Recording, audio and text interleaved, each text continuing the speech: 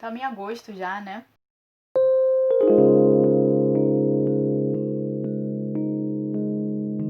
Acabou julho, acabou julho sem plástico, um mês sem plástico. E aí eu queria falar um pouco sobre o plástico e sobre desperdício, talvez. Mas principalmente sobre plástico. Vamos focar no plástico. Me conta daquele filme, documentário que você viu. Esse filme é dos mesmos criadores do A História das Coisas, que originou o livro que eu fiz vídeo. Se você quiser assistir, clica aqui. E aí eles focaram agora não só nas coisas no geral, mas no plástico.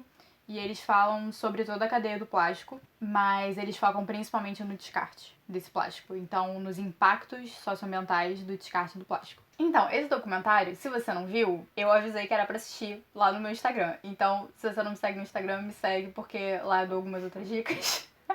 Ele é filmado em vários países, mostrando, cara, aquelas imagens bizarras, sabe? De você ver aquelas montanhas de plástico, ou tipo um rio assoreado de plástico, sabe? Tipo, muito, muito louco. Mostraram aquela ilha de plástico que tem tipo um tamanho de um país, Não assim. mostraram, mas eles mostraram um esquema, assim, mostrando que por conta das próprias correntes marítimas mesmo, você vai fazendo esses aglomerados nos oceanos e provavelmente deve ter mais do que um. Porque tem, acho que, se eu não me engano, uns 4 ou 5 pontos no oceano em que você tem essa corrente marítima favorecendo essa concentração, assim, de massa. Mas eles mostram principalmente países asiáticos, que são os que mais são afetados por conta disso. Cara, teve uma informação que eu não fazia a menor ideia, que teve uma época que a China começou a importar lixo reciclável de vários países, principalmente da Europa, Estados Unidos, Austrália, Nova Zelândia, os famosos desenvolvidos, né?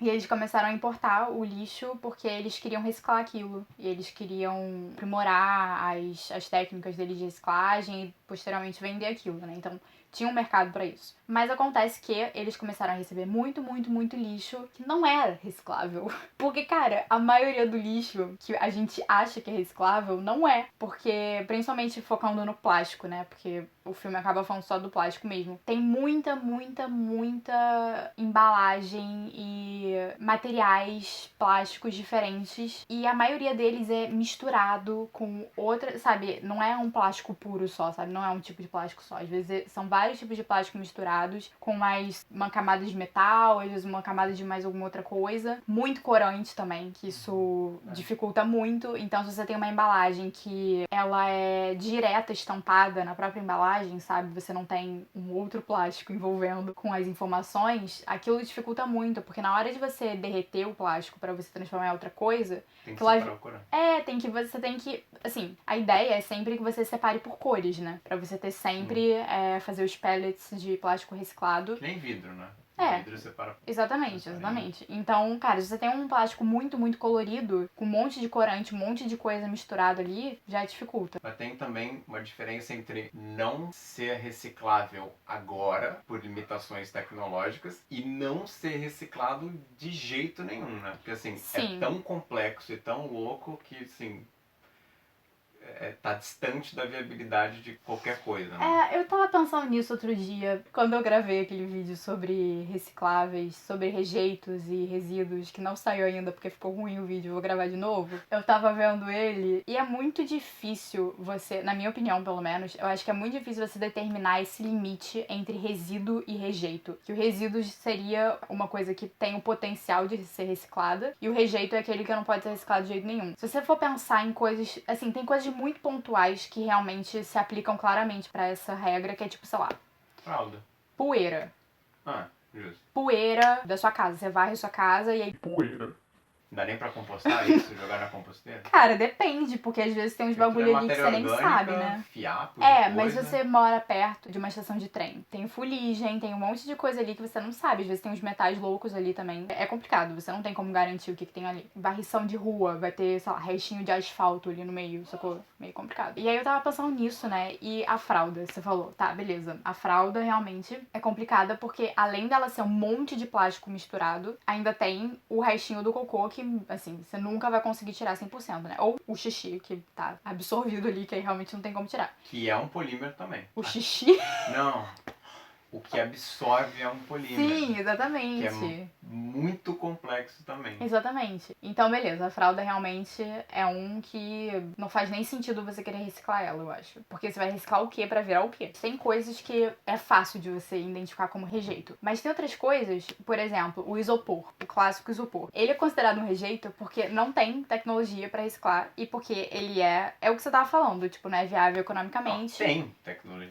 Tem Eu acho que, tecnologia não pra sei se o reciclar. Japão faz reciclagem de isopor, que é inclusive super incrível. Você Incrível em que sentido? de tecnológico, assim, é uma coisa muito elegante mesmo, assim. Não, você põe, porque o problema do isopor ele é super leve e volumoso, então, assim, você precisa de um caminhão para levar 1 quilo de isopor. Então, eles Exatamente. põem num solvente que é totalmente reutilizável, e aí depois eles tratam esse solvente, tiram o isopor e pronto. E aí transforma em isopor, tipo, vira isopor de novo. Pode virar. Porque isopor não é grau alimentício, que isso é um outro problema também de polímero. Mas as quentinhas são, por exemplo, quentinha de isopor precisa... Verdade. Mas pode, Que é pode virar. Não sei. Mas isso é um outro problema de reciclagem, né? outro Você pode problema. até reciclar o plástico. Mas Mas será ele que não ele vai vai ser... Ele não vai mais poder ser usado pra qualquer tipo de embalagem de comida. Tem as embalagens que entram em contato com medicamentos. Uhum. Tem os plásticos que entram em contato com alimentos. Tem os plásticos que entram em contato com os plásticos que estão em contato com o alimento. Então, por exemplo, Nossa. o rótulo da garrafa de refrigerante, aquele plástico do engradado. Esses são outros plásticos que, assim, não precisa ter pureza. Ah, tá. Eu achei que precisava ter Não, pureza. mas é esse o Entendi, negócio. tá. Será que uma garrafa PET até vira outra garrafa PET? Sim. Porque é um plástico bem globalizado já e a tecnologia para isso tá boa. A logística, né, pra reciclar ele já funciona Isso. relativamente bem, assim. E ele é um plástico caro, né? Ele é bem valioso. Uhum. Agora, tem outros plásticos, tipo saco de salgadinho. Nunca vai virar um saco de salgadinho de novo. Nunca. Porque já é vagabundo. Exatamente. E aí a única coisa que ele pode virar é uma coisa mais vagabunda ainda, que vai ser, sei lá, uma sacolinha de supermercado bem vagabunda. Isso. Então não é reciclar, né? É reespiralar, porque é uma espiral, vai ficando pior. Cara, é porque em português eu não sei se a gente tem uma palavra pra isso, mas em inglês eles falam muito de upcycling e downcycling, né? Que seriam duas opções dentro do recycling. A maioria dos plásticos, quando eles são reciclados, eles acabam virando esse downcycling, que significa que você tá reciclando pra transformar numa coisa pior, mais vagabunda ainda, sabe? De pior qualidade ainda. E o upcycling, cara, eu acho que é muito raro acontecer com plástico. Mas em relação a esses graus aí, esse exemplo que a gente tava dando do isopor, muitas vezes o isopor é usado pra embalagem de quentinha, né? Pra você colocar comida dentro, ele precisa ter um grau de pureza muito grande, porque você não pode contaminar aquela comida de jeito nenhum. E aí, quando você recicla esse isopor, que é possível, tem gente que no Brasil que faz, aqui no Rio, pelo menos, eu acho que tem um lugar, pelo menos. Inclusive, recebi um e-mail do Ciclo Orgânico, põe a logo aí do Ciclo Orgânico, falando que tem uma empresa, não sei se é do Rio, que tá com reciclagem de isopor, de reciclável. E tem de isopor também. Pois é. Existe, é possível, mas o que acontece é que quando você pega esse isopor e recicla para transformar em um outro plástico ou possivelmente em um outro isopor, muito provavelmente ele não vai ser mais apto para servir como embalagem de comida e nesse caso como quentinha também. Então você vai ter que usar esse isopor para outra coisa, que eu não sei o que vai ser, porque a grande questão da reciclagem é essa, é que a reciclagem ela raramente é feita de uma forma que você pega um produto e consegue transformar ele no mesmo produto. Então, o único exemplo que eu conheço disso é PET. PET você consegue pegar uma PET e transformar em outra garrafa PET de novo, beleza? Ainda assim, agora, nunca vi 100% PET reciclado. É verdade. É verdade. Todas as embalagens que falam que são PET recicladas, se você for ver, tá um número pequenininho ali falando que, sei lá, 60% é de PET reciclada e os outros 40% é PET nova. Eu também não sei. Agora você me pegou. Eu realmente não lembro de alguma PET que era 100% reciclada. Existe um movimento mundial que chama The New Plastics Economy. A motivação deles é padronizar a tecnologia e os materiais em polímeros, né, em plástico, para que você tenha um design do material que já esteja considerando a tecnologia de reciclagem, e o fato de você tentar padronizar isso no mundo, e não é tipo uma embalagem, né? São tipo 7, que, enfim, eles mapearam, né? Eles sabem muito mais do que a gente quais são os usos e qual seria o melhor material para cada uso. E se acharem o melhor, atualiza no mundo todo. E a vantagem disso é justamente ter viabilidade econômica, ter quantidade para reciclar. Sim. Porque às vezes tem um plástico lá que é aquele 7, que tipo, é o 7, você não sabe o que é outros, né? E você não sabe. Mas aí se você tem o mundo inteiro produzindo 7 tipos de plástico, Só. pronto. Exato. Exatamente. A grande...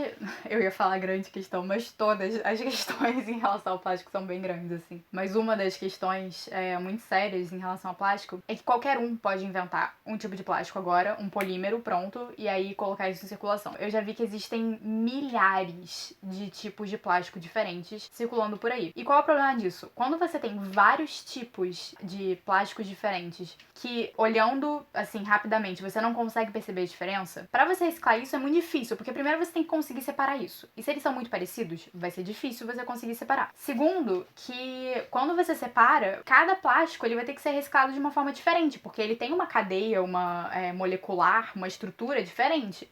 Então, nem sempre o mesmo procedimento vai funcionar para todos esses plásticos. Então, teoricamente, você teria que ter um tipo de logística, um tipo de máquina, um tipo de tudo para cada um desses plásticos para você conseguir reciclar eles. E isso é muito problemático, porque não tem como a gente inventar todos esses tipos de processos diferentes para reciclar tantos plásticos. Então, isso que ele tava falando, é exatamente, a gente tentar reduzir um pouco, reduzir muito, né? Porque de milhares para 7, a quantidade de plásticos diferentes pra gente conseguir focar, cara, agora só tem 7, então beleza, então a gente vai focar toda a nossa energia pra conseguir reciclar de uma forma mais eficiente possível esses 7 tipos de plástico. E aí, beleza, se isso acontecesse, já resolvia muito o problema, assim. Na verdade, não resolvia o problema, né? Ia mitigar o problema, porque nada disso resolve o problema. Mas enfim, conclusão tem muita coisa pra se fazer ainda em relação a isso. Eu não sei nem por onde começar. Esse é um dos assuntos que, assim, eu amo. É um dos assuntos que eu mais gosto. Quem é meu amigo sabe que eu adoro falar de plástico. Mas o problema é que, assim, existem várias soluções possíveis e eu acho que a gente tem que fazer uma combinação delas todas, porque uma só não vai resolver o problema. Na verdade, você só resolve o problema pela raiz, né? E aí eu não tô falando de nada disso nesse vídeo, fica para outro vídeo, resolver isso pela raiz. Enfim, a conclusão é que tem muito caminho pela frente. A gente precisa começar a pensar nisso. E, cara, engenheiros, designers, queridos designers, cara, não projeta uma coisa que você não pensou muito, pesquisou muito antes de que material essa coisa vai ser feita. Sério, pesquisa muito. Designers, engenheiros, pelo amor de Deus, não sai fazendo qualquer coisa feita de qualquer coisa, não. Sinceramente, posso pedir isso? Pode ser? Vou acabar esse vídeo por aqui, porque já tá cheio o cartão na câmera e tem muito assunto. Nossa, dá pra fazer muito vídeo sobre isso ainda. Só quis fazer mesmo por conta que acabou julho, era julho sem plástico, e eu não falei sobre isso, já estamos em agosto, mas fica aí, porque tem que ser sem plástico mais do que só um mês. Você não consegue reduzir 100% a quantidade de plástico que você usa, que isso é quase impossível. Vamos tentar reduzir o quanto você conseguir, sabe? Por esse vídeo é isso, até o próximo. Tchau, tchau.